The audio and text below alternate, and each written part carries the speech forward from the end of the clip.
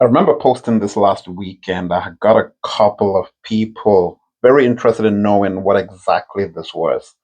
And I don't claim to own this. I learned this from Myron Golden, who is one of the people I really, really look up to. But he mentioned, if I'm paraphrasing, that every financial structure has four windows. And whatever window your money flows through determines if you end up as a if you end up wealthy, if you end up poor, or if you end up as a middle class. So you can see all three here: wealthy, poor, or middle class.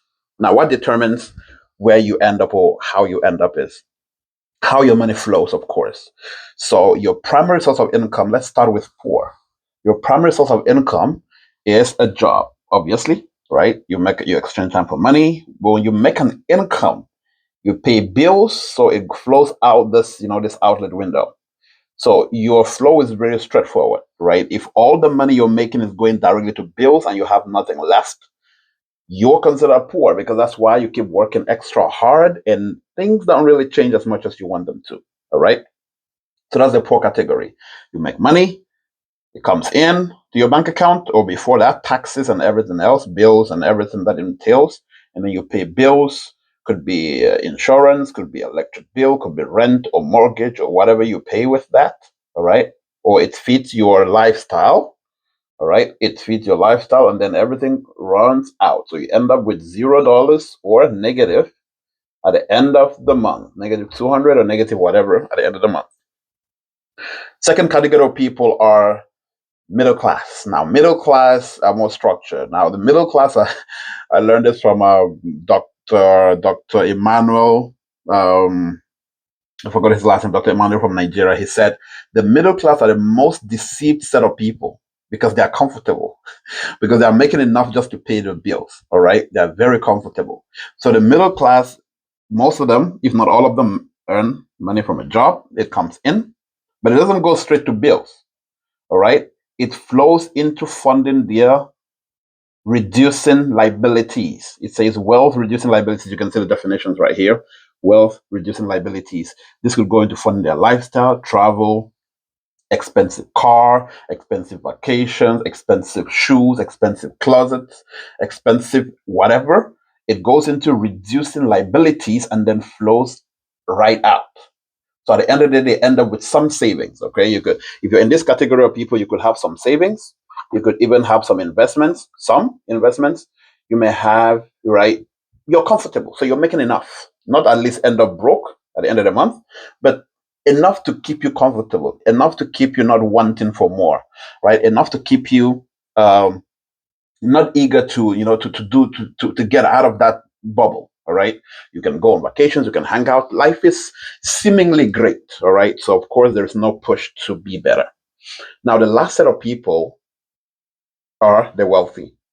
The wealthy, as you can see, this is called income producing assets, income producing assets, IPA.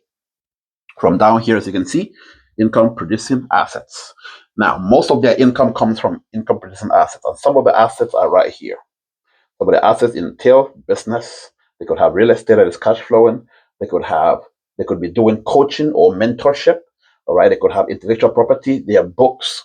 They could have courses that they're selling, to other people to help them either with mindset, either with business strategy, either with whatever it is, consulting, right?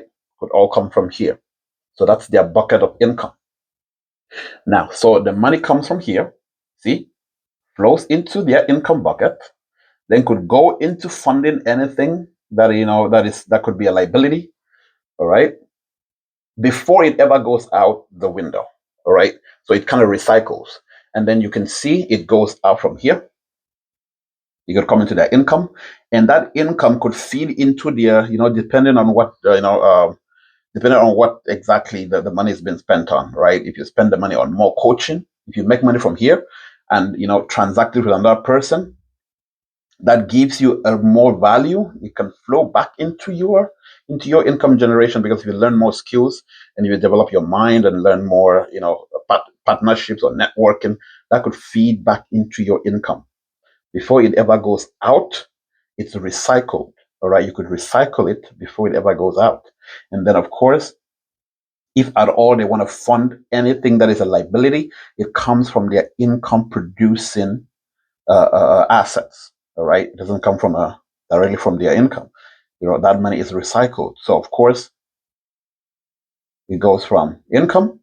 It goes from income, sorry, to income producing, assets, then down to liabilities before it goes out of their pockets.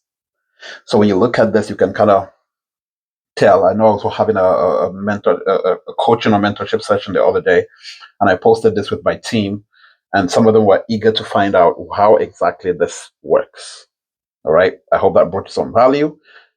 The main takeaway is identify where you are, identify where you want to go. Notice the map and how it flows, and that can kind of guide you into, what to do differently and how to strategize differently. I hope this helped. Take care. See you on the next one.